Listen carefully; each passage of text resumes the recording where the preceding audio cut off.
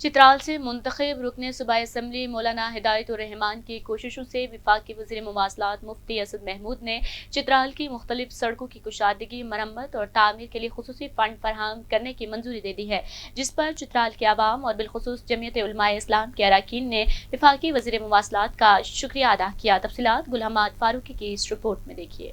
چترال کے مختلف link roads اور بنی شندور سڑک کی تعمیر کے لیے فنڈز کی فراہمی پر وفاقی وزیر مواصلات اسد محمود کا شکریہ ادا کیا گیا۔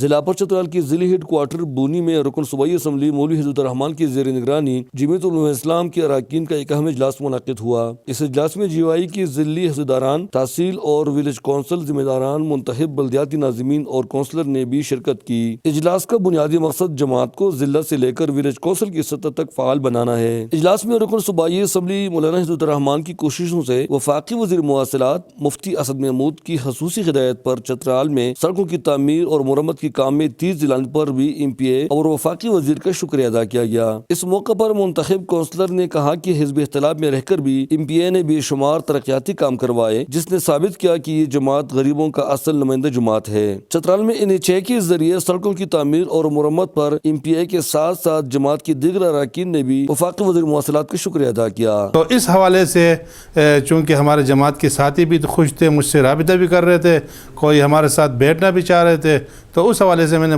اجلاس ان کا بلایا تھا اور ان کے ساتھ ایک اچھی نشست ہوئی، اور ساتھیوں نے، ہمارے جماعت کے ساتھیوں نے کام کو سراہا بھی، اور بھی زیادہ جو کام ہو رہے اس پہ زور دینے کی تاکید کی۔